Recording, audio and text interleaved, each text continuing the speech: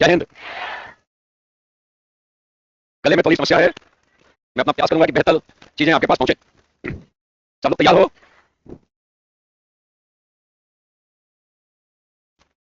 निबंध की कक्षा शुरू होने जा रही है। बीपीएससी मुख्य परीक्षा को ध्यान में रखकर ध्यान रखना है, पूरी तरह से फोकस रहेगा। बीपीएससी मेंस और ये जो पेपर है 300 नंबर का पेपर है, 3 घंटे में होगा। और जीएस के जितने खंड हैं सबसे कम समय में तैयारी, सबसे अधिक नंबर पाने की संभावना। ध्यान रखना, जिन लोगों ने भी ऊपर का रैंक हासिल किया है या फाइनली सिलेक्शन पाए हैं उसमें अत्यंत महत्वपूर्ण भूमिका किसकी, बड़ा इंपॉर्टेंट रोल प्ले कर रहा है। टर्निंग पॉइंट, गेम चेंजर है ये। इस पार्ट में गैप बहुत है, 200 प्लस भी आ सकता है, 130-40 भी आ सकता है। मतलब एक पेपर में 50 से 60 नंबर का गैप दिख रहा है। थोड़ा सा ध्यान से पढ़ लोगे इस पेपर में अच्छा कॉन्फिडेंस गेन कर लोगे, आ जाएगा, विश्वास बन जाएगा कि पेपर अच्छा लिखेंगे।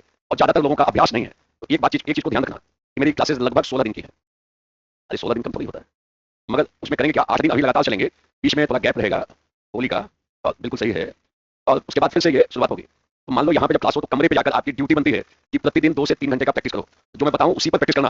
हम लोग फिर लास्ट में 24 का 25 का भी सवाल देख लेंगे, संभावित प्रश्नों को देख लेंगे, कहाँ कहाँ कौन सी दिशा में मूव कर रहा है। ये जो क्लास है ध्यान रखना, ये उनके लिए है जो बीपीएससी की तैयारी प्रारंभ कर रहे हैं, जो तैयारी शुरू कर रहे हैं, उनको ध्यान में लेकर है। और यह उनके लिए भी है जो कहीं 2 लाख 2.5 लाख 3 लाख देकर पढ़ गए हैं और अभी तक सुधार, उनका उनमें भी सुधार आ जाएगा अगर वो बैठेंगे तो। क्लियर है? तो दोनों लोगों के लिए काम करेगा ये पेपर, निबंध का पेपर। सिलेबस है सबके पास है, वो 20 पेज का एक मैटर मैंने भेजा है। कहाँ है? अभी तक का ट्रैक रिकॉर्ड बड़ा जानदार रहा है कि जो पढ़ाया गया है समरूप चीजें आई हैं, केवल पीसीएस में नहीं, आईएएस में भी। आईएएस में जिन चीजों को मैंने बताया कई बार ऐसी चीजें उभर कर सामने आई हैं या मिलती जुलती बातें उभर कर सामने आई हैं, पीसीएस में भी ऐसी स्थिति रही है। तो ध्यान रखना, आप में से कई लोग जिंदगी में पहली बार व्यवस्थित तरीके से निबंध पढ़ने जा रहे हैं। ऐसी स्थिति में आपका दायित्व बनता है रूम पे 2 घंटा 3 घंटा 4 घंटे तक इस पे काम करो। और अगर आगे लगभग 50 घंटे का समय आपने कमरे पे दे दिया तो इस पार्ट्स में आप निश्चिंत हो सकते हो।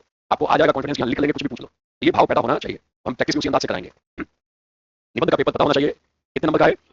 पूरे भारतवर्ष में कहीं भी किसी भी पीसीएस में 300 नंबर का निबंध नहीं है, इतना महत्वपूर्ण।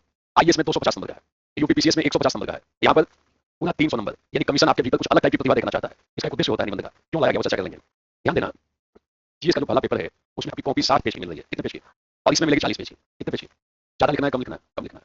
ध्यान रखना, जो 300 नंबर का निबंध है कुल मिलाकर कितने निबंध लिखने हैं? 3। हर एक खंड से एक को लिखना है। सेक्शन 1 में कितने निबंध होंगे? 4। 4 में से आप अपनी सुविधा अनुसार किसी एक का चयन करो, उसको लिखोगे। फिर सेक्शन बी से भी, सेकंड सेक्शन से भी 4 में से एक, और तीसरे में भी। तो हर एक सेक्शन से एक निबंध लिखना है, जो उसमें आके एक ही से 2 मत लिख देना, सीधे साफ कर देगा। क्लियर है? हर एक सेगमेंट से एक ही लिखना है। कितने नंबर का है? 100 नंबर। और कितने शब्दों में लिखना है? कुल मिला के निबंध में आपको 2400 शब्द लिखने हैं। कितने शब्द? तो लिख लो 2400 शब्द। 3 निबंध लिखने हैं, 2400 शब्दों में लिखना है। इसको हटा लेना है, ठीक है, इसको हटा लो। ठीक है, उधर मत देखो, ठेका नहीं लगाना है। ठीक है, प्रवचन नहीं चल रहा है या आप ठेका लगा के बैठे रहो। कितने शब्दों में लिखना है? ठीक हो, अच्छी बात, फिर लग गया। ठीक है, अच्छी बात। 800 शब्द में एक। ध्यान देना, जब आप जीएस में कभी जोड़ोगे 60 पेज लिख रहे हो 3 घंटे में, यहाँ लिख रहे हो 60 में 55-56 पेज लिखते हो लगभग जीएस के फर्स्ट पेपर में, सेकंड पेपर में भी। यहाँ भी स्थितियां अलग है। तो अगर 1 घंटे में एक लिखना है तो आपको 40 से 45 मिनट अपना कलम चलाना है। 15 मिनट का समय आपको सोचने के लिए, विचारने के लिए, स्ट्रक्चर बनाने के लिए, उसका सिनॉप्सिस बनाने के लिए, चयन करने में समय लगता है कि चारों को पढ़ोगे फिर डिसाइड करोगे एक को लिखना है, इन सब में समय लगता है। तो आपको लगभग एक टॉपिक को 40 से 45 मिनट, मैक्सिमम कितना, अगर आप 45 मिनट लिखते हो ना तो कितने शब्द लिख दोगे? साल लोग बोलो, कितने लिख दोगे? 800 शब्द लिख दोगे। तो जब निबंध का पेपर मिले एग्जामिनेशन हॉल में, तुरंत लिखना मत शुरू करो। कई लोग मेंस में पेपर मिला 2 मिनट के बाद लिखना, वैसे लोगों को देखकर परेशान बिल्कुल नहीं होना है, खुश होना है, मुस्कुराना है कि ये गए, इनकी दशा बिगड़ेगी। कभी भी मत करो, नेवर। और ये प्रैक्टिस वाले कमरे पे करना, जब आप टेस्ट दे रहे हो पहले उसका सिनॉप्सिस बनाओ, ढांचा बनाओ, एक खांचा बनाओ, खाका खींच लो, और फिर उसके आधार पर अपने निबंध को आगे बढ़ाओ। नहीं तो जोश में आके पेपर मिला लिखना शुरू, 10 मिनट के बाद शांत बैठे हो, सोच लो अब आगे क्या करें। तो ये बड़ी खतरनाक स्थिति होगी।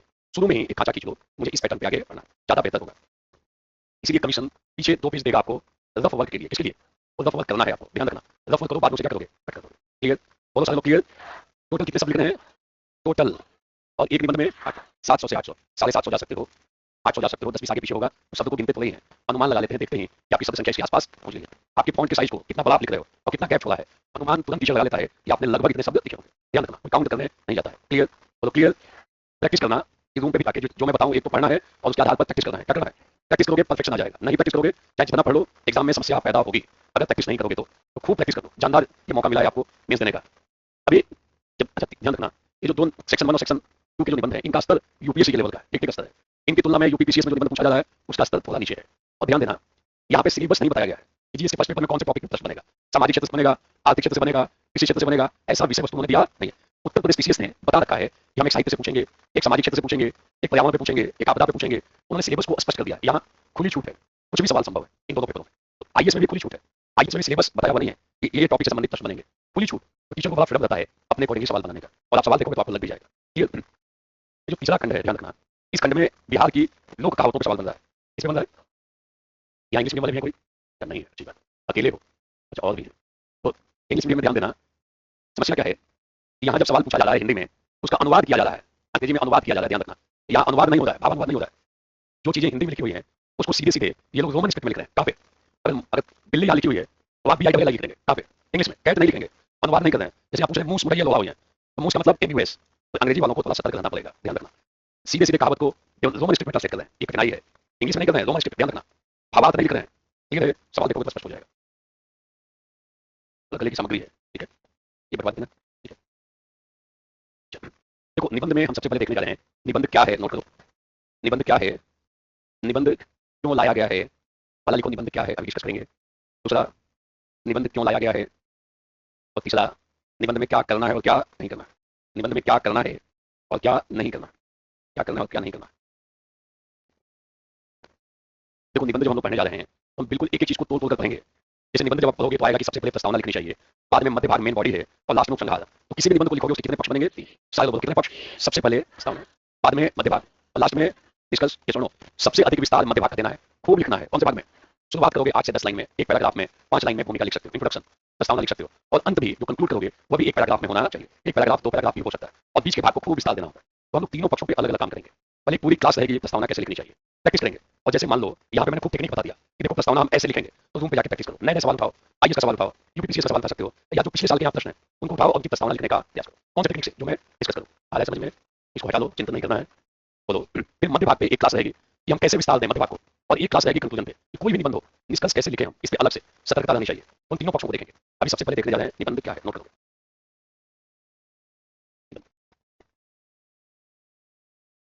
बीच में लिखो निबंध, पेज पेज बीच में लिखो निबंध। लाल पेन से लिखने की कोई जरूरत नहीं है, या तो ब्लैक से लिखो या ब्लू से लिखो, ठीक है। निबंध जो है ये साहित्य की एक महत्वपूर्ण विधा है, साहित्य की एक महत्वपूर्ण विधा है, या सशक्त विधा है, महत्वपूर्ण विधा। नोट करोगे, लिखो निबंध क्या है। साहित्य की एक महत्वपूर्ण, मतलब पूछ ले कि निबंध है क्या, कोई वैसे भी बातचीत से पूछ ले, क्या बताओगे? साहित्य की एक विधा है, स्पेशली गद्य साहित्य की एक महत्वपूर्ण विधा है, लिख लो। गद्य साहित्य, मतलब पद्य का इस्तेमाल करते हैं, मगर बेसिकली गद्य साहित्य की एक विधा है। देखो, साहित्य का जब पढ़ते हो, लेखन करते वक्त कई बार हम कविता लिखते हैं, क्या लिखते हैं? कविता भी किसकी विधा है? साहित्य की एक महत्वपूर्ण विधा है। उपन्यास क्या है? ये बोलो, उपन्यास कविता लिखते हैं कि नहीं लिखते हैं? कहानी लिखते हैं। इसी प्रकार हम निबंध भी लिखते हैं, निबंध भी साहित्य की एक विधा है। इसमें करते क्या है, नीचे लिखोगे, निबंध के बाद लिखे हो, निबंध गद्य साहित्य की एक महत्वपूर्ण विधा है, सशक्त विधा है, आप बोल सकते हो लोकप्रिय विधा है, जिसमें नीचे आगे लिखोगे, जिसमें दिए गए विषय वस्तु के, दिए गए विषय वस्तु, मतलब निबंध का जो विषय वस्तु है, दिए गए विषय वस्तु, क्या लिखे हो? अब 4-5 बातों में नीचे बांट दो, यहाँ पे दिए गए विषय वस्तु के फिर जोड़ देंगे। ऐसे तोड़ के देखोगे, आसानी हो जाएगी समझने में। पहले ये तो पता है कि निबंध होता क्या है, निबंध करते किसे हैं, तो फिर आगे बढ़ेंगे। तो कुछ निबंध क्या है, क्या बताओगे? निबंध साहित्य की एक महत्वपूर्ण विधा है, जिसमें दिए गए, अब यहाँ पे लिखोगे, 3 शब्द लिखोगे, एरो दे के लिख सकते हो, आइकन दे के, विभिन्न पक्षों का, विभिन्न पक्षों का, विभिन्न पक्षों का, आयामों का, आयामों का, इन पक्षों आयामों का, क्या लिखे हो? विभिन्न पक्षों का, आयामों का, प्रासंगिक तत्वों का, प्रासंगिक तत्वों का। अगर कोई पूछे निबंध क्या है तो ऐसा बता सकते हो, निबंध साहित्य की एक महत्वपूर्ण विधा है, जिसमें जो विषय वस्तु दी जाती है उसके विभिन्न पक्षों का, आयामों का, या प्रासंगिक तत्वों का। ठीक है, दूसरा पॉइंट यहाँ पे, तारतम्यता के साथ, तारतम्यता के साथ लिखोगे, क्रमिकता के साथ, तारतम्यता या क्रमिकता, लिखो, लिखने में दिक्कत है, तारतम्यता या क्रमिकता, क्या लिखे हो? एक बार बोलो सर लोग, तारतम्यता क्रमिकता, या तारतम्यता क्रमिकता, या संगति बनाए रखते हुए, संगति, कंसिस्टेंसी, संगति, क्या लिखोगे? अभी सारे शब्दों को समझाएंगे, पहले लिख लो एक बार। विभिन्न पक्षों का तारतम्यता पूर्वक, क्रमिकता के साथ संगति बनाए रखते हुए, नोट करोगे। तार्किकता के साथ, तार्किकता, संतुलित दृष्टिकोण, संतुलित दृष्टिकोण, रचनात्मक दृष्टिकोण, संतुलित, रचनात्मक, तार्किकता। यहाँ पे लिख लोगे रोचक, नेक्स्ट पॉइंट में, और प्रभावी रूप से, रोचक और प्रभावी, रोचकता के साथ लिखना है, प्रभावी रूप से लिखना है। और लास्ट में लिख लोगे स्पष्ट अभिव्यक्ति, स्पष्ट अभिव्यक्ति, लिख लिया। अब देखो, कोई पूछे निबंध, देखो निबंध में हम लोग जा रहे हैं, उसमें जाने से पहले एक बात देखना जरूरी है कि निबंध होता क्या है, निबंध किसे कहते हैं, क्या बोलोगे?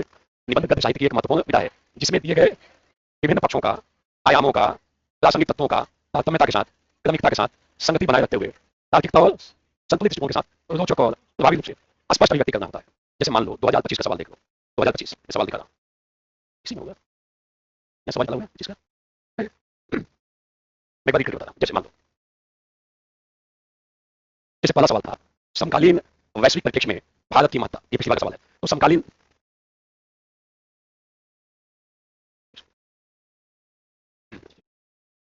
लिखा हुआ है समकालीन, देखो एक बार, ये देखो आप क्या लिखा हुआ है। तो ये जो है ध्यान रखना, ये निबंध की विषय वस्तु हो गई, क्या हो गई, विषय वस्तु। और इसका हम लोग क्या करेंगे अब, इसका हम लोग करेंगे क्या, ध्यान देना, इसके विभिन्न पक्षों का, कैसे बोलना, विभिन्न आयामों का, प्रासंगिक तत्वों का तारतम्यता के साथ, मतलब निबंध लिखते वक्त आप इन बातों का ध्यान रखोगे। जैसे समकालीन परिप्रेक्ष्य में भारत की भूमिका पूछा है, तो जितने पक्ष बनते हैं सब उठा के लिखोगे। हालांकि समझ में, जैसे मान लो इसको पहले बांट दिया करो आप, एक क्लास में नहीं, क्लास के पहले। अच्छा ठीक है, आप पहले कलेक्ट कर लो, पहले कलेक्ट करो इसको, कलेक्ट कर लो।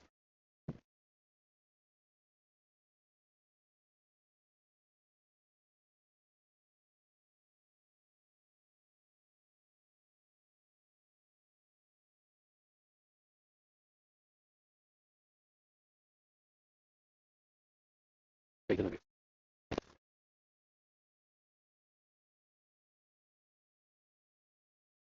इनको भी नोट्स, ऑनलाइन वाले, इनको ऑनलाइन वालों को ध्यान रखना, ऑनलाइन वालों ये मिल जाएगा, ध्यान रखना। ये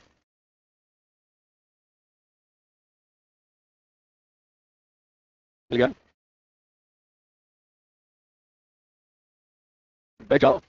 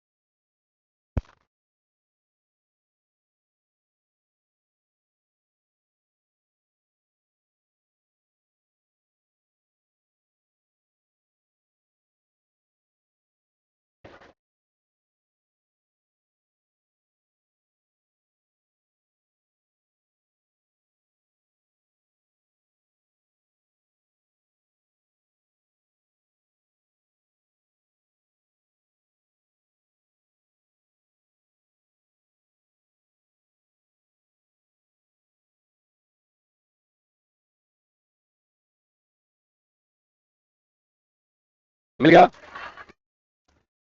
नहीं मिला, लिख लो, मिल जाएगा। संयम की जरूरत है, धैर्य की जरूरत है।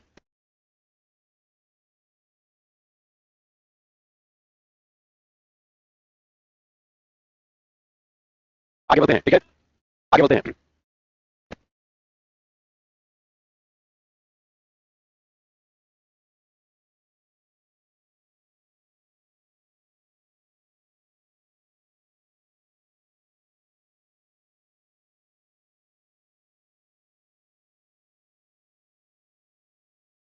चलो,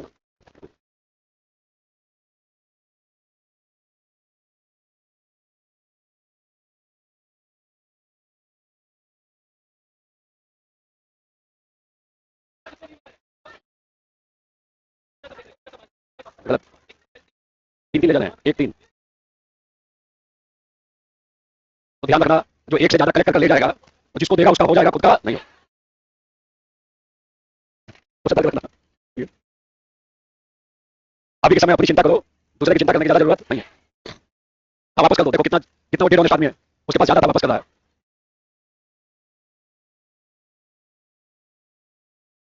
कोई बात नहीं, अलग से रख देना।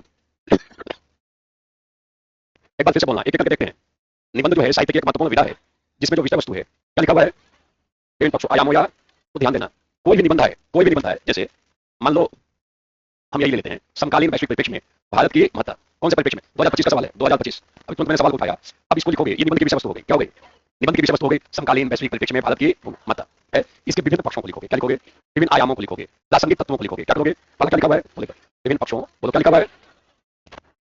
और दूसरा पॉइंट क्या है, कैसे लिखना है, तारतम्यता के साथ, क्रमिकता के साथ, संगति। तो देखो, समकालीन वैश्विक परिप्रेक्ष्य में भारत की इंपॉर्टेंस है। तो जब ऐसे सवाल आ जाए समकालीन परिप्रेक्ष्य में, तो समकालीन एक परिदृश्य खींचो कि वर्तमान स्थिति विश्व की कैसी है, कैसा परिप्रेक्ष्य पूछा है, बोलो कैसा परिप्रेक्ष्य पूछा है, वैश्विक। तो एक थोड़ा सा वैश्विक परिप्रेक्ष्य में देखो, पूरे विश्व पे नजर डालो, कहाँ कहाँ कठिनाई है, और फिर बोलो इन कठिनाइयों को दूर करने में भारत की भूमिका है। बोलो अब भारत की स्थिति क्या है, तो उसको ध्यान रखो। जैसे पूरे विश्व में अभी युद्ध की आशंका बढ़ती जा रही है, तो बोलो है कि नहीं है, भारत की भूमिका है कि नहीं है, भारत हमेशा से शांति का पक्षधर है, बोलो अहिंसक तरीके से समस्या समाधान का पक्षधर है, तो गांधी की भूमिका आ जाएगी। बोलो ये सुनो, जहां जहां युद्ध हो रहा है सब जगह गांधी की चर्चा हो रही है कि आज अगर गांधी होते तो मामला कुछ और भी। तो समकालीन और कौन से परिप्रेक्ष्य में इसके जो विभिन्न पक्ष हैं, कौन से पक्ष, या आयाम या फिर आप बोल सकते हो जो प्रासंगिक तत्व है। कौन से तत्व है? आप इसको लिख रहे हो तो वैश्विक संदर्भ में दिखाओगे किसकी भूमिका, अरे बोलो किसकी भूमिका। और यहाँ पे आप जाके कोई आप पढ़ के गए हो शंकराचार्य का विवाद चल रहा है, तो हमें गए बिना डुबकी लगाए निकल गए। हाँ, सब पता है, मुझे पता है कि पढ़ के आए हो माघ मेला में, और पता चला कि आप माघ मेला लिख रहे हो और उसमें शंकराचार्य की बात लिख रहे हो। ये समकालीन विश्व की प्रासंगिकता है क्या? ये अप्रासंगिक हो गया। क्या हो गया? अप्रासंगिक हो गया। तो आप जो पढ़ के गए हो अगर वो प्रासंगिक है, लगता है इससे जुड़ा हुआ है, उसका कोई पक्ष बनता है तो आप लिखोगे। ऐसा नहीं कि आप दूसरा कोई विवाद लिखना शुरू कर दो, बोलिए सुनो उसका कुछ ना कुछ उपयोगिता होनी चाहिए उस संदर्भ में, तो आप लिखोगे। और क्या करोगे? बोलो क्या करोगे? विभिन्न पक्ष का मतलब है, जैसे मान लो महिला सशक्तिकरण का सवाल है तो सामाजिक पक्ष लिखो, आर्थिक पक्ष लिखो, राजनीतिक पक्ष लिखो। ये सुनो तो विभिन्न पक्ष हो गए। बोलो और कैसे लिखना है? क्रमिकता के साथ लिखना है। तो क्रमिकता का मतलब जैसे प्राचीन काल में महिलाओं की स्थिति, उसके बाद कौन सा काल लिखोगे? ऐसा नहीं कि पहले मध्यकाल दिखा दिए बाद में प्राचीन काल दिखा रहे हो, इसका मतलब आप क्रमिकता तोड़ रहे हो, तारतम्यता बिगाड़ रहे हो। ऐसा काम नहीं करना। हम इसी एग्जाम्पल से देखते हैं। कौन से एग्जाम्पल से? बोलो कौन से एग्जाम्पल से? अच्छा बोलो, पर्यावरण के संदर्भ में भारत की भूमिका है। बोलो ग्लोबल साउथ की आवाज बनता जा रहा है। कौन? जब भी वैश्विक मंच पे जाता है कहता है कि पर्यावरण की सुरक्षा होनी, मिलजुल के काम करना। बोलो भारत की भूमिका है कि नहीं? कौन से क्षेत्र में? पर्यावरण में। तो बोलो ये सुनो, चाहे समकालीन कौन से परिप्रेक्ष्य में भारत की, तो भारत का देखो पोजीशन, विश्व का नंबर 1 जनसंख्या वाला देश। बोलो ये सुनो, कई देश जनसंख्या की कमी का सामना कर रहे हैं, कर रहे हैं कि नहीं कर रहे हैं? कई देशों के पास हुनरमंद लोग नहीं है। कैसे लोग नहीं है? भारत की मात्रा है कि नहीं है? तो बोलो है कि नहीं है? कह सकता है। मास लेवल बहुत सारे देशों में मानसिक समस्या बढ़ती जा रही है। बोलो यहाँ योगा की ट्रेनिंग भेज देंगे सिखाने के लिए। मात्रा है कि नहीं है? भारत की मात्रा देखो, पूरा विश्व आज योग दिवस मना रहा है। बोलो किसकी मात्रा? मात्रा दिखा रहे हो ना। भारत के सॉफ्ट पावर को देखो, भारत की रीति रिवाज परंपराएं विदेश में दिखा रहा है भारत की। तो बोलो मात्रा को दिखा रहा है, योग को, अध्यात्म को, कला को, संस्कृति को, पूरा विश्व आज विश्व में इम्पैक्ट जा रहा है। ये क्या है? भारत की कितनी दिक्कत है। अब मान लो सौर ऊर्जा लिख रहे हो, कौन सी ऊर्जा? भारत विश्व में वैश्विक स्तर पर काम कर रहा है, भारत और फ्रांस मिलकर काम कर रहे हैं। तो बोलो भारत की मात्रा दिखाई दे रहा है। बोलो तो भारत की जब मात्रा पूछे तो कई एरियाज में बांट दो, सोचो कहाँ कहाँ भारत की मात्रा है। इतना अच्छा सवाल है, खुले दिमाग से लिखने वाला। वैश्विक समकालीन वैश्विक परिप्रेक्ष्य में भारत की जब मात्रा दिखाओ तो जितने पक्ष बन सकते हैं सारे पक्षों में चले जाओ। अच्छा ये बताओ, भारत कई देशों को खाद्यान्न की सप्लाई करता है कि नहीं करता? मात्रा है कि नहीं है? मात्रा है। कौन से परिप्रेक्ष्य में? जो यूएन का शांति अभियान चलता है, यूनाइटेड नेशंस का, उसमें भारत बढ़ चढ़कर भाग लेता है। शांति स्थापना अभियानों में भारत की मात्रा है कि नहीं है? तो आप विभिन्न क्षेत्रों में घुमाओगे। ध्यान रखना है किसी एक क्षेत्र पर लंबा नहीं जाना है, और 5 छोड़ दो, एक को खूब लंबा लिख दो। कठिनाई है, जितने पक्ष बन सकते हैं उतने पक्षों को क्या कर रहे हो? लिख रहे हो। क्लियर? और कौन से पक्ष को? बोलो कौन से पक्ष को? प्रासंगिक भी होना चाहिए। ऐसा नहीं कि पूछा समकालीन वैश्विक परिप्रेक्ष्य में भारत की भूमिका और लिख रहे हो कि अभी बिहार में एक पुल का उद्घाटन होने से पहले ही पुल टूट गया। अरे सही बात है, पुल टूटा, मगर इसका सीधा कनेक्शन है क्या? इसका सीधा कनेक्शन तो है नहीं। आप किसी दूसरी चीज को लिख रहे हो क्योंकि आवश्यक, तो जो रिलेवेंट है उसको लिखोगे और इस तरीके से लंबा विस्तार देते हुए पूरा कर सकते हो। कोई कठिन नहीं है। एक इस पे एक स्टोरी बड़ी फेमस है, मैं स्टोरी सुना देता हूँ। बोलो एक गुरु जी ने एक बच्चे को पढ़ाया कि देखो बच्चा, क्रिकेट खेल पे निबंध आ जाएगा, क्रिकेट का गेम। बच्चे ने रट लिया निबंध। कौन से खेल पे? जब गया एग्जामिनेशन हॉल में तो मिल गया रेल यात्रा। कौन सी यात्रा? बच्चा परेशान, गुरु जी ने बताया था क्रिकेट खेल आएगा और आ गया है। बहुत देर तक सोचा, फिर सोचा कैसे लिखे। उसने कहा कि रेल की यात्रा शुरुआत हुई, बोलो पटना से चले हम लोग कहाँ की तरफ? ठीक है, जहाँ पे भी जा रहे हो, हम लखनऊ की तरफ जा रहे हैं, और रास्ते में ट्रेन खराब हो गई। बगल में क्रिकेट का मैदान था, और सारे लोग उतर के कहाँ पे? और पूरा जितना पढ़ के गया था सब उठा के, फिर बोला जैसे ही ट्रेन ने सीटी लगाई हम सारे लोग उतर के, और ट्रेन लखनऊ के लिए चल पड़ी। खत्म, निबंध खत्म, हो गई रेल यात्रा। तो ये इररिलेवेंट है, क्या है? और प्रासंगिक है। ऐसा काम कई बार लोग पढ़ के जो जाते हैं जानबूझकर, पूछा नहीं गया है फिर भी लिखने का प्रयास करते हैं। ऐसा काम इसको हटा लो या इसको रख के बोलो आदत लग गई है तो कैसे लिखोगे? बोलो जो भी प्रासंगिक है उसको लिखोगे। आ रहा है समझ में? महिला सशक्तिकरण पे सवाल लिखना है और आप लिख रहे हो कि यूक्रेन ने, रशिया ने यूक्रेन पे हमला कर दिया है, कोई मतलब है वहां पे? आप युद्ध के बारे में एक पैराग्राफ लिख रहे हो, 4 पैराग्राफ युद्ध पे लिख रहे हो, आप पूछा है भारत में महिला सशक्तिकरण और आप लिख रहे हो कौन सा युद्ध? इररिलेवेंट। क्या हो गया? अप्रासंगिक। ये प्रासंगिकता बना के लिखोगे हमेशा नंबर मिलेगा, और नहीं प्रासंगिकता अप्रासंगिक लिखोगे तो वो ठीक बात नहीं है। क्लियर है? नेक्स्ट तीसरी बात यहाँ पे था, कैसे लिखना है? बोलो तारतम्यता बनाए रखो। जैसे मान लो अगर सामाजिक पक्ष लिखे हो, आर्थिक पक्ष लिख दो, राजनीतिक पक्ष लिख दो, धार्मिक पक्ष लिख दो तो बेहतर होगा। बोलो विभिन्न क्षेत्रों में क्रमिकता के साथ एक के बाद दूसरा, तीसरा, चौथा। ऐसा नहीं कि जिसको पहले लिखना चाहिए उसको बाद में लिख रहे हो, जो बाद में लिखना चाहिए वो, इसका मतलब क्या गड़बड़ हो रहा है? तो बोलो क्या गड़बड़ हो रहा है? नारी पे लिखना है तो आप प्राचीन काल पहले लिखो, बाद में मध्यकाल लिखो, उसके बाद आधुनिक। क्रमिकता बन गई। बोलो एक क्रमिकता बनी रहनी चाहिए, फ्लो बना रहना चाहिए। क्लियर? नेक्स्ट क्या है?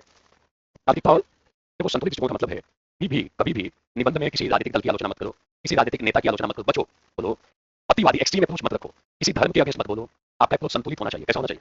आपको लोकतंत्र के समर्थन में लिखना है, किसके समर्थन में? संविधान के समर्थन में लिखना है। किसे बोलो? संविधान के अगेंस्ट मत जाओ, लोकतंत्र के अगेंस्ट मत जाओ, प्रस्तावना के अगेंस्ट मत जाओ, ये सब पेपर नहीं लिखना है। बोलो इवन सरकार की नीति की आलोचना करने से बचो। इसका बोलो किसका? नीति की आलोचना मत करो, क्रियान्वयन की आलोचना कर सकते हो। किसका? आप इस पे आलोचना कर सकते हो क्योंकि नीति आप ही के सीनियर लोग बनाते हैं, और आप आलोचना कर रहे हो इसका मतलब सीनियर की आलोचना करने जा रहे हो। तो सरकार की नीति पे आप हो सकता है बैठ के कमरे में बैठ के जो बोलना है बोलो।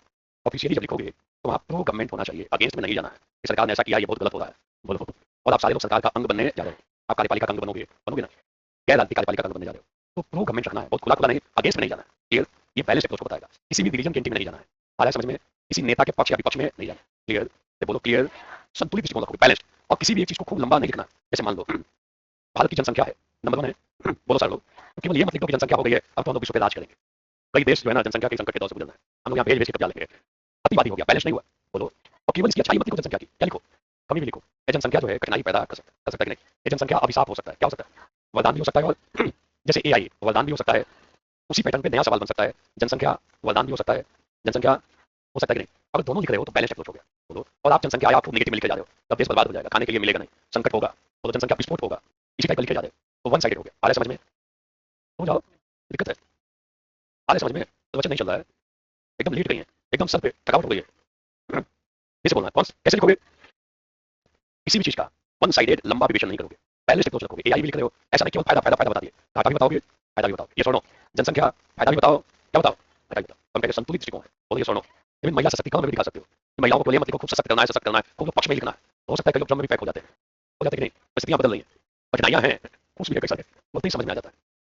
देखो कहने का मतलब कि बैलेंस अप्रोच रखना है, किसी चीज को खूब पक्ष पक्ष में खूब नहीं लिखना, मतलब उसका नकारात्मक पक्ष भी आना चाहिए, बोलो, तो हम कहेंगे बड़ा संतुलित दृष्टिकोण के साथ लिखा हुआ है, क्लियर, आगे क्या लिखा हुआ है, रोचक और ऐसा करने के लिए आप समय समय पर कोई कविता लिखो, कोई दोहा लिखो, कबीर के दोहे को याद कर लो, तो इससे आपके निबंध का प्रभाव बढ़ेगा, क्या बढ़ेगा, रोचकता बढ़ेगी। क्या क्या लिख सकते हो, दोहा लिख सकते हो, कविता लिख सकते हो, कोई सरकार का रिपोर्ट आया हो, किसी ऑर्गेनाइजेशन का रिपोर्ट आया वो भी लिख सकते हो, तो इससे प्रभाव बढ़ता है, क्या होता है, और लास्ट में क्या करोगे, जो आप लिखोगे साफ सुथरा दिखाई दे, सामने वाला पढ़े उसको समझ में आ जाए कि आप क्या कहना चाहते हो, तो फिर तो निबंध में नंबर आएगा, जानदार नंबर आएगा।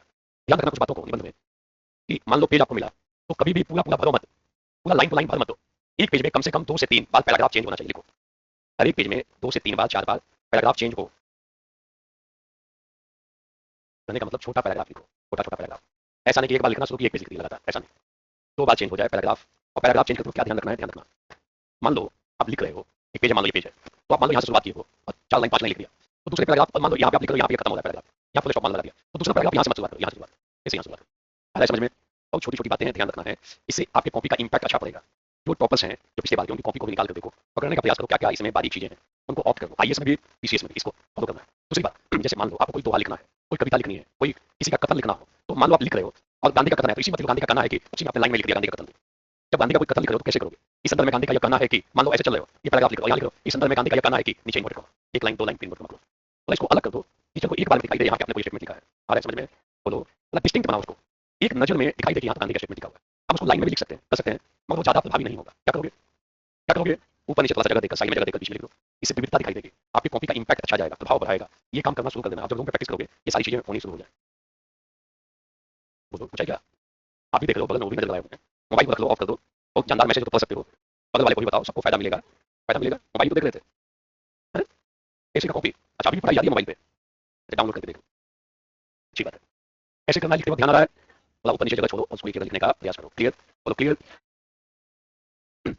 देखो एक तो हमने बताया कि निबंध क्या है, दूसरा है निबंध क्यों लाया गया आपके सिलेबस में, आंसर से ये लागू हो चुका है, 3 बार ऑलरेडी हो चुका है एग्जाम, अभी तक आपके पास अगर बीपीएससी में देखोगे तो 36 निबंध आपको मिल चुके हैं, आंसर में 12 था, 69 में 12, और तो यही है ना, उन निबंधों को गौर से देखोगे तो आपको समझ में आ जाएगा किस दिशा में मूवमेंट चल रहा है, आप थोड़ा बहुत एक्सपेक्ट कर सकते हो, आप थोड़ा बहुत अनुमान लगा सकते हो कि मूवमेंट इस दिशा में हो रहा है, ध्यान रखना, तो इसलिए हमने ये मिल गया है, इसके पीछे देखो, आप सारे लोग देखो, हमने 3 साल का क्वेश्चन पेपर दे रखा है,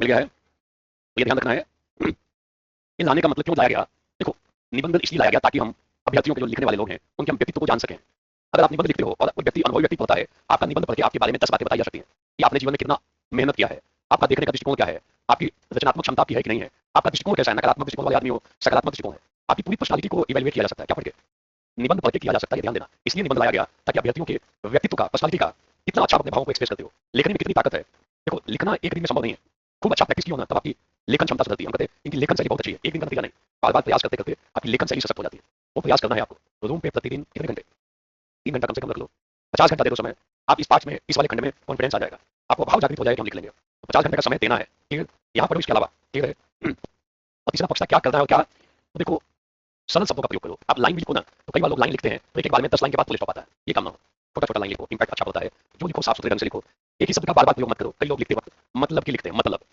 अब पता चला कि एक पेज में 7 बार मतलब आ गया है, टेंशन में आ जाता है कि मतलब इसको मतलब ही समझाता है, बातचीत में भी देखो कई लोग बार बार मतलब है, मतलब है, अरे मतलब के बदले बदल सकते हो, आप लिख सकते हो तात्पर्य है, अर्थ है, आशय है, अभिप्राय है, ये सुनो, हमेशा लिख सकते हैं शब्द को, तो बोलो ये सुनो, नहीं तो कोई खास टाइप का शब्द है और आप उसको बार बार रिपीट कर रहे हो, टीचर जैसे ही आपका पता है समझ में आ जाता है, इसने शब्दों पे वर्क नहीं किया, पकड़ में आ जाता है, नंबर नीचे, तो आप अच्छे अच्छे शब्दों को अपनी भाषा में लाओ, हम लोग नोटिंग करेंगे, प्रैक्टिस भी करेंगे इस चीज को लेकर, ठीक है, वो साथ साथ करोगे तो बेहतर रहेगा, तो कुछ खास टाइप के शब्दों को बारंबार प्रयोग नहीं करना है, ध्यान देना, ठीक है, नेक्स्ट, देखो कुछ शब्दों को मैं बता रहा हूँ, कोई निबंध हो, कोई सवाल हो, काम करेगा या नहीं करेगा, पहले लिखो आप 6W, पेज पे कर दो, उसको आप प्रैक्टिस करोगे कमरे पे जाके, जीएस में देखो, निबंध में देखो, अन्य दूसरे पार्ट्स में भी देखोगे, लाभ देगा ही देगा। What, when, where, why, which, ये शब्द जो है बड़े महत्वपूर्ण है। पहला लिखोगे क्या, पहला क्या लिख रहे हो, क्या, व्हाट। कोई सवाल मिल जाए उसमें पहला पॉइंट बताओगे क्या है, पहला पॉइंट बताओगे क्या। आप क्या जब लिखोगे ना उसमें ये भी बताओगे क्या है, क्या नहीं है, वास्तव में क्या अर्थ है, वास्तव में उसका संकीर्ण अर्थ क्या है, संकीर्ण अर्थ क्या है, वास्तव में अर्थ क्या है, ये सारी बातें लिख सकते हो। क्या लिखोगे, अब मैं सवाल को निकाल के दिखा रहा हूँ, सीधे सवाल, सवाल से कनेक्ट करके देखते हैं क्या लिख रहे हो, क्या है, फिर से बोलो क्या है। जैसे मान लो कई सारे सवाल में आएगा, जैसे मान लो महिला सशक्तिकरण पे कोई सवाल गया, क्या बताओगे, महिला सशक्तिकरण का आशय क्या है, बोलो। महिला सशक्तिकरण का मतलब ये नहीं है कि हम खूब उनको कानूनी अधिकार दे दें तो सशक्त हो जाए। महिला सशक्तिकरण का आशय यह नहीं है कि हम उन्हें केवल और केवल को कानूनी अधिकार दे दें, ये वास्तव में आशय, वास्तव में आशय क्या है, सामाजिक दृष्टिकोण से, आर्थिक दृष्टिकोण से, राजनीतिक दृष्टिकोण से उन्हें सशक्त बनाया जाए। ये सुनो कई जगहों पे आएगा, मैं सवाल से देख रहा हूँ। जैसे मान लो विकास आ गया, बोलो विकास, तो विकास का आशय क्या है, बोलो। विकास का आशय केवल जीडीपी में वृद्धि नहीं है, बोलिए सुनो। विकास का कई लोग मानते हैं कि विकास आर्थिक रूप से बढ़ रहा है, इसका मतलब विकास, ये वास्तव में आशय। विकास क्या है ये बताओगे, विकास का क्या आशय नहीं है ये बताओगे, ये सुनो। बोलो ये सुनो, व्यापक अर्थ में विकास का मतलब होगा कि देश का गुणात्मक उत्थान हो, मात्रात्मक उत्थान हो, जीवन के सभी पक्षों में हम आगे बढ़े, तब हम कहेंगे वास्तव में विकास। संकीर्ण अर्थ क्या हो गया विकास का, आर्थिक विकास। विकास का मतलब केवल आशय बताओगे, किसका आशय, अरे बोलो किसका आशय, विकास का आशय, ये बताओगे तो बेहतर होगा। बोलो जैसे यहाँ पे देखो और आगे बढ़ के देखते हैं, जैसे भ्रष्टाचार, भ्रष्टाचार का आशय क्या है, भ्रष्टाचार का आशय केवल घूस लेना मात्र नहीं है, तो घूस लेना इसका मतलब यही भ्रष्टाचार है।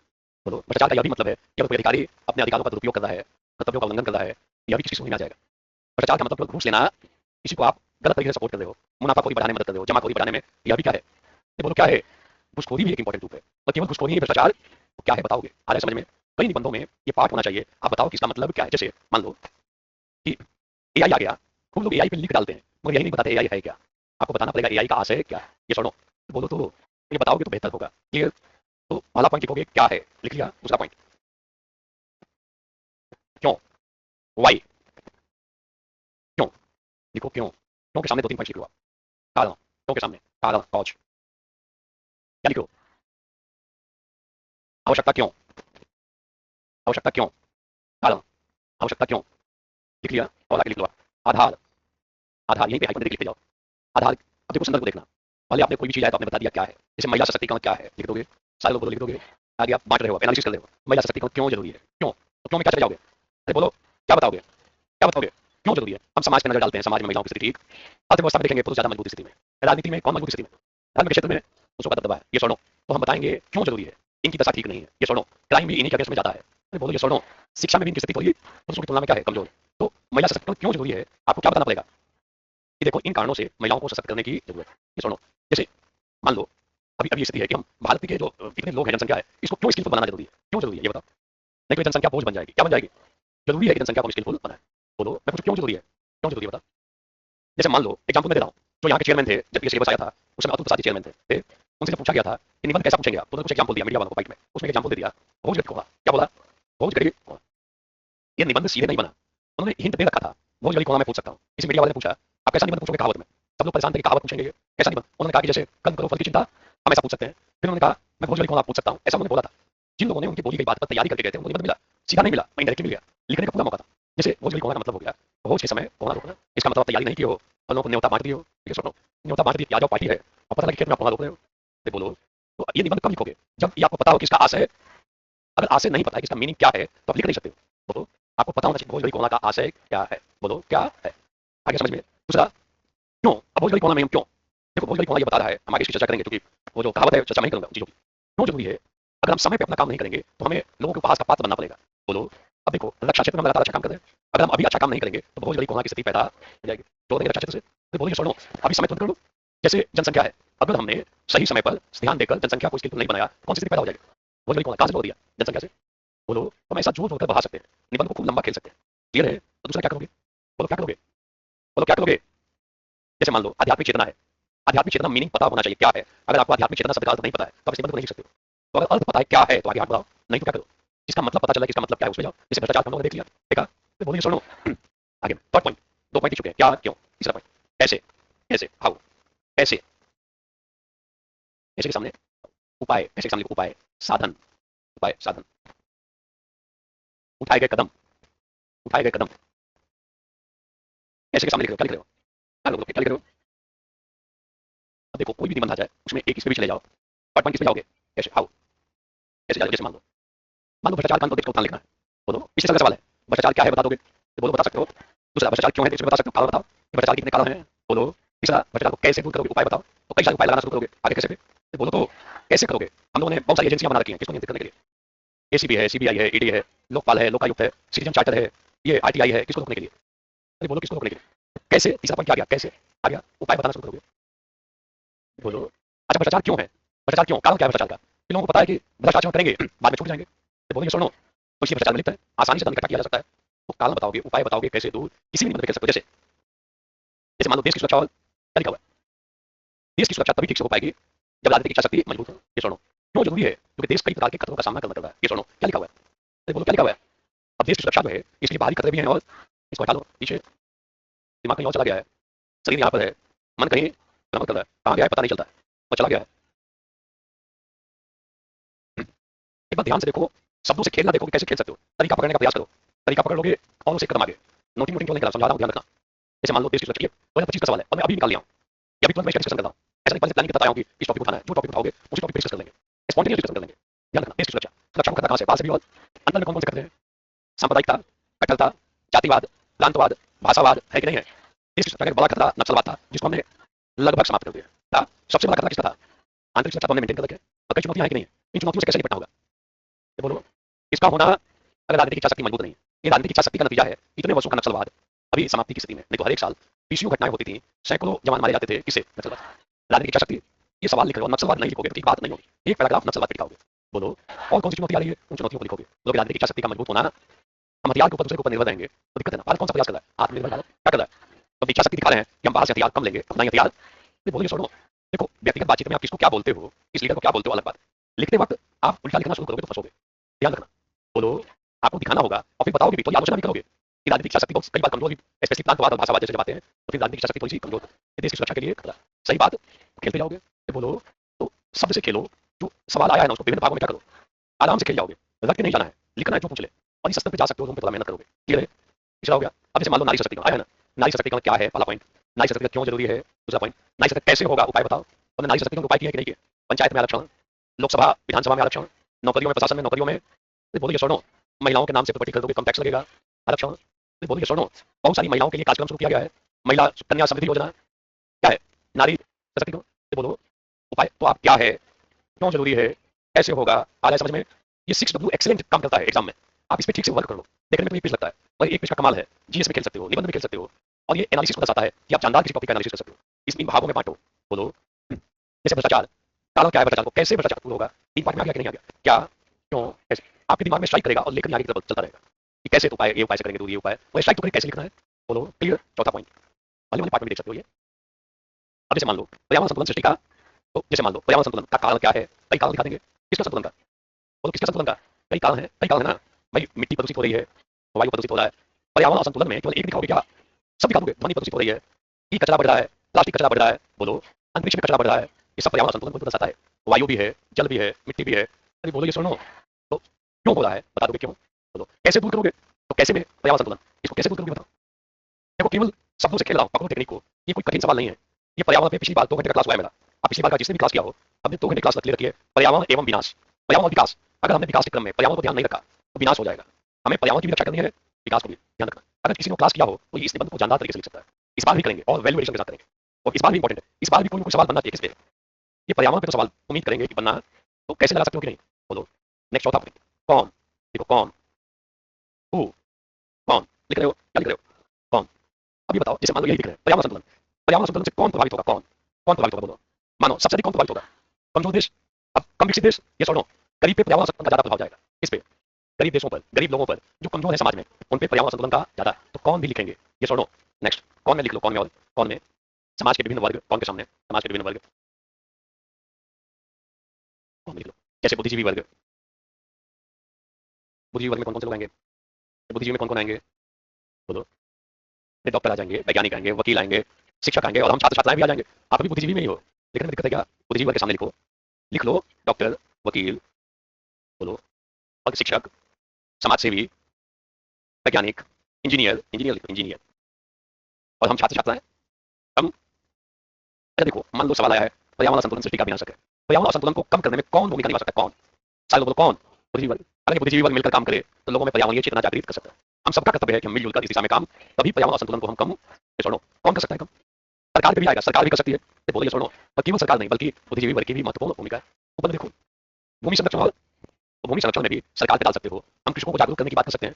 भूमि संरक्षण में क्या लिखा हुआ है? हम लोगों की पर्यावरणीय चेतना को जागृत कर सकते हैं।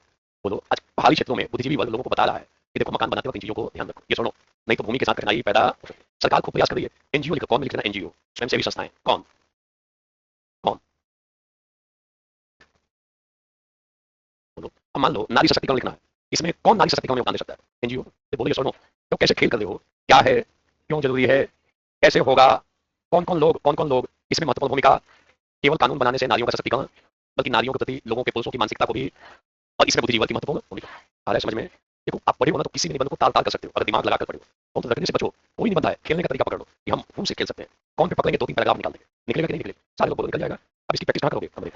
और अभी हम लोग आगे प्रैक्टिस करते रहेंगे, आप भी करते रहो, साथ साथ करोगे कॉन्फिडेंस आ जाएगा, तैयार कर लोगे मेरे तरीके से। केवल नोटिंग नोटिंग नहीं कराऊंगा, क्योंकि नोटिंग कराने के बाद रटना पड़ेगा। ध्यान देना, आप अपनी समझ विकसित कर लो, कोई निबंध खेल जाएंगे। ये छोड़ो, अब बांटेंगे किसमें? क्या है? क्यों है? कैसे है? ठीक है, नेक्स्ट। कब? वेन? कब? कब? अब कब में वेन जब लिखोगे उसमें प्राचीन काल, मध्यकाल, आधुनिक काल, कब में वेन नोट करोगे। आधुनिक वेन जब आता है कब, तो टाइम को, समय को बताना पड़ता है।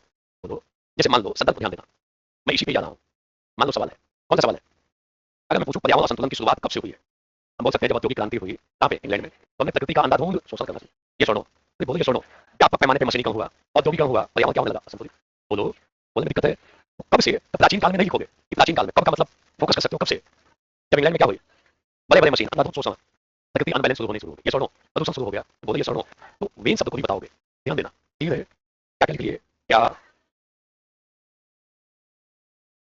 बोलो, एक किससे भी लिख सकते हो, विच, किससे मिलता जुलता रहेगा मगर लिख सकते हो विच। कहाँ लिखो? जब लिखे उसके ऊपर वाले पैराग्राफ में लिख दो। जहाँ लिखे हो उसके ऊपर वाले पैराग्राफ में लिखो विच। है जगह?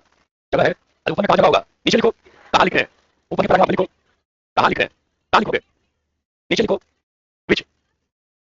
कब, कहाँ, कैसे, क्यों, किससे, विच, किससे, विच। जैसे मान लो नारी सशक्तिकरण है, तो हम यहाँ पे बता सकते किससे मदद लेनी पड़ेगी? केवल सरकार की मदद से हो जाएगा? हमें एनजीओ की भी मदद लेनी पड़ेगी, बुद्धिजीवी वर्ग की भी मदद लेनी। किससे? बोलो, तो हम ऐसा बता सकते हैं किससे। तो कुल मिलाकर कई निबंधों में ये टेक्निक एक्सीलेंट तरीके से काम करेगी। क्या है? बोलो, क्यों, कैसे, कौन, कब, कहाँ, वेयर, वेयर लिख लो। Very good, where. कहाँ लिखो? लिख लियो। हाँ कब लिखा? अच्छी बात है, वेयर।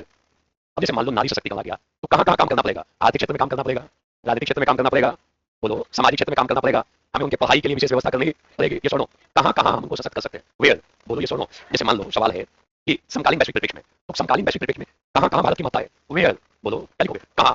तो कहाँ कहाँ हो सकता है? वैश्विक शांति में हो सकता है, पर्यावरण की रक्षा में हो सकता है। अरे बोलो ये सुनो, अभी भारत एआई समिट में, अभी जो ये ग्लोबल समिट हुआ, सर्वजन हिताय स्वजन सिखाए, भारत भूमिका निभा रहा है कि नहीं निभा रहा है? भारत बोल रहा है कि एआई का प्रयोग मानव हित में किया जाना ऐसी भूमिका निभा रहा है। किसकी भूमिका? अरे बोलो किसकी भूमिका? ऐसी भूमिका निभा रहा है। ये कई सारे ऐसे देश हैं, कमजोर देश हैं, उनकी आवाज बन रहा है। कौन? ये ग्लोबल साउथ की आवाज है। आप देखोगे अफ्रीकी जो कंट्रीज हैं, कितना भारत के साथ बढ़िया संबंध बना के चल रहे हैं। बोलो ये सुनो, कई छोटे छोटे देश हैं, उनको लगता है भारत मेरी आवाज बन के अंतर्राष्ट्रीय संदर्भ में रख सकता है। भारत आवाज बन रहा है, कर रहा है विकसित देशों से कि पैसा दो ठीक से, पर्यावरण की रक्षा के लिए वादा करके मुकर जाते हो। तकनीक दो गरीब देशों को, हम विकसित देशों को, और दोहरा रवैया कर रहे हैं। भारत सतर्क कर रहा है, भारत की भूमिका है क्या है? अरे बोलो क्या है? और मान लो लिख रहे हो समकालीन परिप्रेक्ष्य में भारत की महत्ता इतनी हो गई है कि अब डिमांड किया जा रहा है कि यूएन में सुधार हो और भारत को सुरक्षा परिषद की स्थायी। बोलो, G4 के देश भारत का समर्थन कर रहे हैं। कौन? G4 जो चाइना छोड़ के P5 वाले भी समर्थन कर रहे हैं, और ये रशिया सपोर्ट कर रहा है, फ्रांस सपोर्ट कर रहा है, यूके भी सपोर्ट कर रहा है, अमेरिका भी जब तक बोलता है कि बनना, ये वैश्विक संदर्भ में भारत की क्या दशा है? इसको एक्सीलेंट तरीके से लिखा जा सकता था। कोई कठिन सवाल था क्या? अरे बोलो, आज तो पहली क्लास है, ठीक से पढ़ रहे हो, अगर मन लगा के पढ़ोगे, यहाँ रूम पे जाके प्रैक्टिस करोगे, सवालों से खेल जाओगे। क्या सवाल पूछता है मैटर, डरने की कोई जरूरत नहीं है। तरीका पकड़ो कैसे खेलना है, आ रहा है समझ में?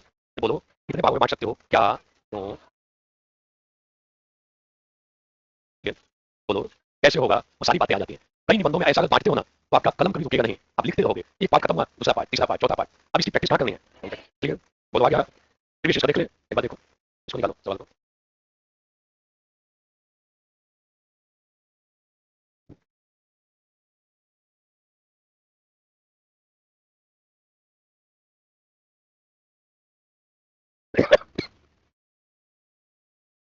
चौबीस का एक देख लेते हैं। जैसे देखो, चौबीस का पहला सवाल क्या था? महिला सशक्तिकरण। कौन सा सवाल था?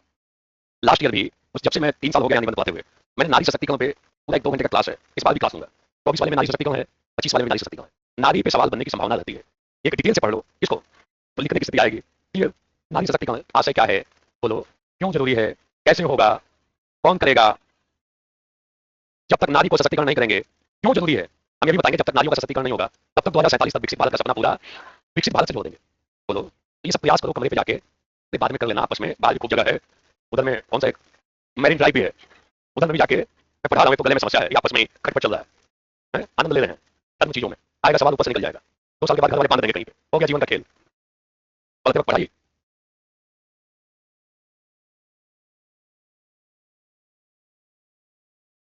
बोल रहा है कि सर मैं जब भी निबंध लिखता हूँ अक्सर किसी फिलोसफर के कोटेशन या किसी फिलोसफर का वैश्विक या नेता के कथन से शुरू करता हूँ, ऐसा काम क्यों कर रहे हो, हमेशा कुछ जरूरी है फिलोसफर से लिखो, 10 साल तो ऐसा लगता है सारे फिलोसफर को पढ़ रखा है, मतलब लिखने की शैली ऐसी है, लगता है फिलोसफर पे कमांड है इसको, ये सुनो फुल कॉन्फिडेंस में लिख रहा है, मेरा भी फिलोसफी बैकग्राउंड है, ध्यान रखना। तो या कविता से शुरुआत करता हूँ, अच्छी बात है, कभी दोहे से कर लो, कभी कविता से कर लो, अभी इसकी चर्चा करेंगे ना, आगे आगे बढ़ के क्यों पूछ रहे हो। अभी अभी हम प्रस्तावना पे एक पूरी क्लास रहेगी प्रस्तावना पे, 2 घंटे तक चर्चा करेंगे किस पे, प्रस्तावना में कुछ टेक्निक बताऊंगा, 10 टेक्निक की चर्चा करेंगे और फिर सवाल उठाएंगे। मान लो पिछली बार सवाल है इसकी प्रस्तावना कैसे लिखो, दूसरा सवाल प्रस्तावना कैसे लिखो, तो हम प्रस्तावना पे अलग से डिस्कस करने जा रहे हैं। आज तो पहली क्लास है, मैं बता रहा हूँ कि सवाल असंभव नहीं है, कॉन्फिडेंस है आपके भीतर, क्योंकि एक ऐसा पाठ है जिसमें से ज्यादातर लोगों ने आज तक व्यवस्थित तरीके से नहीं पढ़ा है। इतिहास पढ़े हो बचपन से, भूगोल भी पढ़े हो, पॉलिटी भी पढ़े हो, ये पाठ हो सकता है पहली बार पढ़े हो, तो मैं सवाल दिखा दिखाकर बता रहा हूँ कि ये लिखा जा सकता है, असंभव काम। और फिर एक एक टॉपिक पे आएंगे, प्रस्तावना कैसे लिखो, मध्यभाग कैसे लिखो, तो तुम पे प्रैक्टिस करनी है आपको। आ रहा है समझ में, गला खराब है मेरे लिए, स्ट्रेस ज्यादा है पढ़ाने में, जो बोलने में बल ज्यादा लगता है। अभी आने से पहले डिले हो गया, पहली क्लास लेने के बाद बिल्कुल निद्रा में सो गया, एकदम नींद आ गई, एकदम टाइट टाइट से जगाया, हमने कहा कि 10 मिनट पहले कम से कम जगा दिया करो कि जब गले में हो तो बोलने की इच्छा नहीं होती। क्लास इतना क्लास देख कर भरा क्लास अपेक्षा लेकर आए हो, अगर ऐसा रहता तो ऐसा प्रयोजन नहीं रहता तो मैं निश्चित छुट्टी कर लेता। बोलो, और प्रयोजन एक अलग है, सामने आपका एग्जाम पड़ा हुआ है, मैं प्रयास करता हूँ कि चीजें आप समझ लो, आपस में गपशप मत करो, बाहर में खूब जगह है, मेरी ड्राइव जा सकते हो, वहां पर भी गपशप किया जा सकता है, पढ़ा रहा हूँ तो पढ़ लो। अब कितने भागों में बांटोगे, क्या है बोलो, क्या है, क्यों है, कर लोगे, ये बोलो कर लोगे। जैसे 2025 का सवाल देख लो, चौथे नंबर का सवाल देखो, जैसन वही वह, ये भी पिछली बार ये भी मैंने डिस्कस कर रखा है, जैसन वही वह, आप समझो, ध्यान रखना। जब 68वीं में, ये 2025 का सवाल है, 68वीं में जब अतुल प्रसाद जी इंटरव्यू दे रहे हैं तो उसमें वो हिंट दे रहे हैं कि भाई मैं ऐसा सवाल पूछ सकता हूँ जो जैसा जैसा कर्म करेगा वैसा फल मिले। ये आप जाकर इंटरव्यू देखना, मैंने भी इंटरव्यू देखा, बारीक से पकड़ लिया तो खुद हिंट दे रहे हैं, तो मैंने क्लास में इसको पढ़ा दिया और डिटेल से पढ़ाया, जो जैसा कर्म करेगा। 68वीं में नहीं आया, 69वीं में नहीं आया, 70वीं में सीधा उन्हीं की बात को बदल के टिका दिया। 100 नंबर कम होता है पकड़ना, आप आंख कान खोल कर देख रहे हो, वॉच कर रहे हो कि कोई प्रमाणिक व्यक्ति क्या बोल रहा है, वो प्रमाणिक व्यक्ति है ना, तो बोलो उन्होंने इसको लाने में उनकी भूमिका थी, बोलो, और खुद ही हिंट दे रहे हैं, उन्होंने जितना हिंट दिया था सब पे सवाल बन गया, सीधा नहीं बना, इनडायरेक्टली बना। ये आपका आपको पकड़ने का प्रयास मैं पढ़ाते वक्त इतनी बारीकी से ध्यान रखता हूँ, इन्होंने ये बात बोली है, ठीक है पक्का, वरिष्ठ व्यक्ति सीनियर कोई आईएएस ऑफिसर हिंट दे रहे हैं तो आपको तो पकड़ना है। ये सुनो, जहाँ 5 नंबर 10 नंबर के लिए खूब मेहनत करते हैं, आप क्यों उसको ऐसे जाने दोगे, बोलो। तो आपको ये सवाल भी उसी का एक पार्ट था, तो जब ऐसी बातें कोई वरिष्ठ आदमी बोले, सीनियर आईएएस ऑफिसर बोल रहा है, तो आपको तुरंत ध्यान करके उसकी तैयारी कर लेनी है। 100 नंबर की तैयारी हो सकता है 70+ आ जाए इसी में, संभव है कि नहीं है, ध्यान रखना। आगे बढ़ते हैं, देखो कुछ शब्द ऐसे हैं जिसको हम हर एक साल लिखने जा रहे हैं, कब लिखने जा रहे हैं, लिखना ही है, आया करेंगे लिखेंगे ही, क्या करना है, कैसे बोलो क्या करना है, लिखेंगे ही। अब ऐसे कुछ शब्दों को एक इकट्ठा कर लो, मैं कई ऐसे शब्दों को नोटिंग कराऊंगा कि आपको वो शब्द केवल याद आए, एक पैराग्राफ निकलेगा, कोई एक लाइन आप अच्छा सा नोट किए हो, एक लाइन याद आएगा, 5 लाइन उसके साथ साथ आ जाएगा, और जब ये प्रक्रिया पूरी कर लेंगे तो फिर टॉपिक उठाएंगे, ये टॉपिक पूरा शुरू से लेकर अंत तक, तो हमारी एक क्लास हो जाएगी प्रस्तावना पे, एक क्लास हम लोग केवल किस पे लेंगे, और एक क्लास ले लेंगे उपसंहार पे, और उसके बाद टॉपिक उठाएंगे। तब ये देखो टॉपिक, अब देखो इसमें प्रस्तावना ये होगी, मध्य भाग ये होगा, कंक्लूजन, पहले 5 कर देख लेंगे, एक्सलेंट मेथोडोलॉजी है, मैं आपको आजमा नहीं रहा हूँ, ऑलरेडी जस्टिफाइड है ये, कई सारे लोगों ने इस पद्धति को ऑप्ट करके बढ़िया नंबर पाके निकल चुके हैं, तो आप भी उसको फॉलो कर लो, जिसको कई लोग फॉलो करके प्राप्त कर चुके नंबर, आपको उसको भी क्या करना चाहिए, दिमाग उसमें लगाना, कैसे प्रस्तावना लिखें, कैसे मध्य भाग को लंबा विस्तार देना है, विस्तार देते वक्त ये जो 6W है उसको ध्यान रखो, बोलो। और हम फिर पीछे का भी सवाल निकालेंगे, आपको फ्रीडम रहेगा, कोई सवाल लेते आओ, 5 मिनट का समय लगेगा उसका एक ढांचा खींचने में, और फिर शुरुआत कर लेंगे, देखो ऐसे हम इसका इंट्रोडक्शन लिखें, आ रहा है समझ में। प्रैक्टिस क्या करना पड़ेगा, रूम पे 2 घंटा 3 घंटा प्रतिदिन, हो सकता है 10 मिनट बैठने के बाद 2 लाइन लिखो, मगर लिखना 2 लाइन, 3 घंटे का समय दे दो, लगभग 50-60 घंटा दे दोगे, ये पार्ट में अच्छा परफॉर्म करोगे, ध्यान रखना। एक अलग कॉपी बना लो केवल निबंध के लिए प्रैक्टिस करने के लिए, अलग से कॉपी, और एक कॉपी बना लो क्लास के लिए, एक कॉपी केवल प्रैक्टिस करने के लिए, एक कॉपी क्लियर है, और ज्यादा समय थोड़ी है, फिर सत्यापन होगा कि हमने जो बताया है उस पर कितने नंबर की स्थिति रही है। मेरे लिए भी चैलेंज रहता है, इतने लोग बैठे हो, पास आया हूँ तभी थोड़ी सुस्ती है, और फिर भी लगा कि नहीं क्लास को आगे की तरफ बढ़ाना है, मन लगा के पढ़ोगे, जम के पढ़ो, क्लास स्थगित कर दो चीजों को, निबंध में अच्छा से पढ़ोगे, फायदा आपको जीएस में भी मिलेगा। जैसे मैं एग्जाम्पल बता रहा हूँ, लास्ट ईयर मैंने एआई पढ़ाया था, वरदान है कि आप एआई की क्लास पिछले साल का उठाकर देखोगे, हमने एआई में पढ़ाते वक्त ये भी पढ़ाया था कि एआई कृषि क्षेत्र में कैसे योगदान देगा, कौन से क्षेत्र में, और एआई का कृषि क्षेत्र में योगदान जीएस में सवाल था, 2025 में सवाल था कहाँ पे, जीएस में, तो पढ़ा आपने कहाँ पे, आ गया सवाल, ये लाभ ही तो है, एडेड एडवांटेज है ये, वहाँ तो लाभ मिलेगा ही मिलेगा, तो आप अलग से भी उसका लाभ उठा सकते हो, ध्यान रखना। फिर पर्यावरण पे सवाल बनेगा, नारी पे फिर सवाल बन सकता है, तो हम लोग कुछ ब्रॉड टॉपिक्स देखेंगे, नारी पे एक टॉपिक देखेंगे, कुछ भी सवाल हो हम वहाँ इतना डिटेल से पढ़ लेंगे कि लिखने की स्थिति में आ जाए, पर्यावरण पे एक लंबी विवेचना कर लेंगे, कोई भी सवाल मिले घुमा फिरा के लिखने की स्थिति बन जाए। आ रहा है समझ में, अभी कुछ शब्दों को लिखो, टाइम हो गया है 8:30 तक है ना, तैयार कहाँ हो रहे हो? देखो बैग में सब डालने के लिए तैयार बैठा हुआ है। टाइम तो बहुत चीजों का हो गया, उसकी फिक्र नहीं है, वो फिक्र नहीं, अभी टाइम बहुत हो गया है। गलत होगा, मैं प्रयास कर रहा हूँ ठीक हो जाए तो फिर। और शब्द लिखो, मूल्य। कौन सा शब्द लिख रहे हो? मूल्य, वैल्यू। हर एक साल लिखना है, घुमा फिरा के लिख ही देंगे। कौन सा शब्द? हो सकता है सवाल मिल जाए, सीधा सवाल आपको मिल सकता है। किस पे? अरे बोलो किस पे? मूल्य पे। वैल्यूज, मूल्य, जानदार शब्द है। हर एक साल लिखने का अवसर मिल रहा है, सीधा पूछे या ना पूछे, घुमा फिरा के एक पैराग्राफ दिखा देंगे। और 50 शब्द 60 शब्द का एक पैराग्राफ निकालेंगे। कितना शब्द? 700 शब्द 800 शब्दों का खेल है ना, केवल कितने शब्दों का खेल है? और हमारे पास कई ऐसे स्टॉक में रहेंगे शब्द, एक बार एक शब्द को पकड़ा 50 शब्द, कभी एक लाइन को पकड़ेंगे 40 शब्द, फिर किसी शब्द को पकड़ेंगे 30 शब्द। समझ में आ रहा है? और तो जो आप पढ़े हो पढ़े ही हो, ये भी एक तरीका है खेलने का। पहले लिखोगे मूल्य, क्या लिख रहे हो? कब लिखना है? कब लिखना है? हाँ या ना लिख देंगे। बोलो, मैं बताऊंगा कि कैसे जोड़ोगे। हम पिछले साल का सवाल उठा लेंगे और इसको देखेंगे कैसे कनेक्ट करेंगे। कनेक्शन देखना, कैसे कनेक्ट किया जाता है, वो ज्यादा जरूरी है। आप इतना पढ़ लो, कनेक्शन नहीं पिक कर पा रहे तो सब बेकार है। आप अपने ज्ञान का मैक्सिमम यूज करो। आ रहा है समझ में? ये बोलो, मूल्य। 5-6 पॉइंट लिखोगे मूल्य के नीचे। पहला पॉइंट, मूल्य वे हैं जो, मूल्य वे हैं जो नैतिक दृष्टिकोण से वांछनीय है। वांछनीय कौन सा शब्द इस्तेमाल कर रहे हो? डिजायरेबल। वांछनीय का मतलब जो होना चाहिए। इसको वांछनीय मतलब, मूल्य वे हैं जो नैतिक दृष्टिकोण से, कैसे बोलना, जो नैतिक दृष्टिकोण से क्या है? बेमूल्य है। वांछनीय मतलब, शब्द को बोलो। वांछनीय मतलब, जब भी मूल्य शब्द लगा गया ना, वांछनीय शब्द को लिखो। वांछनीय मतलब जो होना, ought to be, ought to be, इसको बोलते हैं डिजायरेबल। अंग्रेजी में बोलते हैं डिजायरेबल, ये जो होना। ये दूसरा पॉइंट, मूल्य वे हैं जो मानव जीवन का मार्गदर्शन करते हैं। मार्गदर्शन करते, उसे सार्थक बनाते हैं, गरिमापूर्ण बनाते हैं, गरिमापूर्ण बनाते हैं। मूल्य वे हैं जो मानव जीवन का मार्गदर्शन करते हैं, जो मानव जीवन को सार्थक बनाते हैं, मीनिंगफुल बनाता है। लिख क्यों नहीं रहे हो? उधर क्या देख रहे हो गेट पे? उधर है कि कोई खा रहा है? लिखने में दिक्कत है? लिखना ही क्या? कैसे बोल, मूल्य किसे कहोगे? मूल्य वे हैं जो नैतिक दृष्टिकोण से, अर्थात जो होने। दूसरा पॉइंट, मूल्य वे हैं जो मानव जीवन का, मानव जीवन को, मानव जीवन को गरिमापूर्ण बनाते हैं। वे क्या है? मूल्य। कैसे बोलो क्या है मूल्य? जैसे मूल्य वे हैं, मूल्य वे हैं जिनके आधार पर, नोट करोगे, जिनके आधार पर मानव के आचरण को, जिनके आधार पर मानव के आचरण को उचित या अनुचित के रूप में, मूल्य वे हैं जिनके आधार पर मानव के आचरण को उचित या अनुचित के रूप में निर्धारित किया जाता है। Rightness and wrongness of action.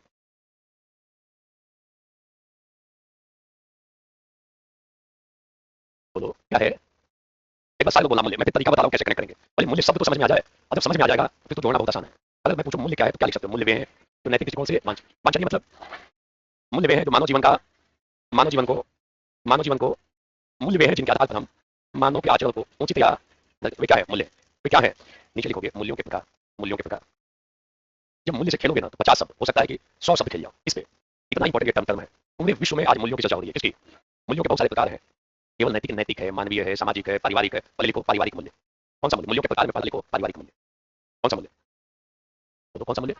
अब देखो मैं पूछूं, देखो दो पार्ट बनता है। एक पारिवारिक मूल्य किसे कहते हैं, एक बात हो गई। और कौन कौन से पारिवारिक मूल्य, ये दो बात हो गई। दूसरी बात क्या क्या हुआ? पारिवारिक मूल्य किसे, पारिवारिक मूल्य का आशय क्या है, और कौन कौन से पारिवारिक मूल्य। तो जैसे मान लो तो पूछे पारिवारिक मूल्य क्या है, तो बोलोगे पारिवारिक मूल्य वे हैं जो पारिवारिक दृष्टिकोण से, अर्थात जो परिवार में, ऐसे बोलना पारिवारिक मूल्य बोलो। बोलने में दिक्कत है? मैं खड़ा खड़ा के बुला सकता हूँ, नहीं बोलने पे। दो बार तीन बार बोल रहा हूँ ना, एक बार बोल के मैं निकल सकता हूँ। ध्यान कहीं तीसरी दुनिया में घूम रहा है। घर वालों को लगता हुआ कि आईएएस की तैयारी जा रही है, बीपीएससी, यहाँ पे भी ध्यान कहीं और जा रहा है। कमरे पे क्या दशा होगी? कैसे बोलना? मैं पूछूं पारिवारिक मूल्य क्या है तो क्या बताओगे? पारिवारिक मूल्य वे हैं जो पारिवारिक दृष्टिकोण से वांछनीय, अर्थात जो परिवार में होने, जो हमारे पारिवारिक जीवन का, हमारे पारिवारिक जीवन को सार्थक और जिसके आधार पर परिवार में किए गए आचरण को उचित या, वे पारिवारिक मूल्य है। जो लिखा हुआ है आप पारिवारिक मूल्य पे शिफ्ट कर दो। बोलो मैं पूछूं परिवार में क्या होना चाहिए, बताओ क्या होना चाहिए? कौन कौन से पारिवारिक मूल्य ये बताओ? परिवार में क्या होना चाहिए? परस्पर प्रेम हो, आदर हो, सहयोग हो, एकता हो, बड़े बुजुर्गों का सम्मान हो, नारियों का आदर होना, सहयोग भी हो, त्याग की भावना होनी, एकता होनी, सहयोग होना, सच्चाई। ये सब कौन से मूल्य हैं? पारिवारिक मूल्य। कौन से मूल्य? पारिवारिक। हो गए। ये परिवार में होने, ये हमारे पारिवारिक जीवन का मार्गदर्शन करते हैं। ये छोड़ो, और परिवार में कोई इन मूल्यों पे प्रहार करे, हम कहें तुम्हारा आचरण ठीक, और अगर परिवार में कोई व्यक्ति इनसे चूक होकर आचरण करे, हम कहें तुम्हारा कर्म उचित है। बोलो वो कर्म आचरण उचित है कि अनुचित है परिवार में, किसके आधार पर डिसाइड करोगे? पारिवारिक मूल्य। कौन सा मूल्य? मान लो सवाल बन जाए, संभव है, संभावित सवाल, आजादी के 75 वर्ष, अभी कौन सा महोत्सव मनाया हम लोगों ने? अमृत महोत्सव। मान लो आज आजादी के 75 वर्ष, क्या खोया क्या पाया? पाया तो बहुत चीजें, खोया क्या? पारिवारिक मूल्य टूट रहे हैं। ये छोड़ो, पारिवारिक मूल्य कमजोर पड़ रहे हैं। लिख सकते हैं कि नहीं? क्या खोया है? पारिवारिक मूल्य मजबूत होने, कमजोर हो रहे हैं। लिख सकते हो कि नहीं? एक पैराग्राफ बना दोगे। बोलो कुल मिलाकर लिखोगे मूल्यों की स्थिति बिगड़ रही है समाज में। पारिवारिक मूल्य, सामाजिक मूल्य, राजनीतिक मूल्य, पर्यावरणीय मूल्य, राष्ट्रीय मूल्य, सबकी दशा बिगड़ रही है। इसकी दशा बिगड़ रही है। मान लो विकास पे सवाल आ जाए, किस पे? विकास। तो विकास तो कर रहे हैं, जीडीपी बढ़ रही है, पारिवारिक मूल्य टूट रहे हैं। पारिवारिक मूल्य क्या हो रहे हैं? इसको हटा लो ना, दोनों हाथ लगा दियो ठेके में। बोलने में दिक्कत है? खड़ा करा देंगे। अरे बोला जा सकता है, मैं भी प्रयास करके बोल रहा हूँ, बहुत प्रेशर है बोलने में, बुलवा रहा हूँ, अपनी दुनिया में मगन है। बोलने में दिक्कत है क्या? हमारी आवाज ज्यादा निकल रही है, शांत हो जाओगे? क्या लिखे हो, कौन सा मूल्य है? तो पाठ एक पारिवारिक मूल्य किसे कहते हैं, बोलो, आगे समझ में? अब बोलो तो दिल पे नहीं लेना कि मुझे बोल दिया, तो ध्यान यहाँ पे रखो, आपके फायदे के लिए बोल रहा हूँ। अब दूसरा, कौन कौन से पारिवारिक मूल्य बन सकता है कि नहीं? हो सकता है कभी कोई सवाल आ जाए कि विकास तो कर रहे हैं, जीडीपी तो बढ़ रही है, बोलो, मगर पारिवारिक मूल्य टूट रहे हैं, पारिवारिक मूल्य कमजोर पड़ रहे हैं, ये छोड़ो, होने के लिए मैं पूछूं सामाजिक मूल्य क्या है? सामाजिक मूल्य, देखो क्या करना है, केवल बदल, आपने मूल्य पढ़ लिया है, केवल इसी को चेंज कर देना। सामाजिक मूल्य जो सामाजिक दृष्टिकोण से, अर्थात जो समाज में जिसके आधार पर हम समाज में किए गए कर्मों को उचित या जो हमारे सामाजिक जीवन का, जो हमारे सामाजिक जीवन का वे कौन से मूल्य हैं? समाज में क्या होना चाहिए, बोलो क्या होना चाहिए? समानता होनी चाहिए, न्याय होना चाहिए, बोलो सर लोग, परस्पर सहयोग होना, समाज में स्वच्छता होनी, समाज में एकता भी होनी, ये कौन से मूल्य हैं सामाजिक मूल्य? ये बोलो, विकास तो कर रहे हैं, सामाजिक मूल्य क्या हो रहे हैं, टूट बिखर रहे हैं, ये सुनो, मूल्यों का पतन हो रहा है, क्या हो रहा है? पारिवारिक मूल्यों का पतन हो रहा है, सामाजिक मूल्य बिखर रहे हैं, बोलो। अब हम किसी से भी बोल सकते हैं, ध्यान देना, अब जैसे मान लो,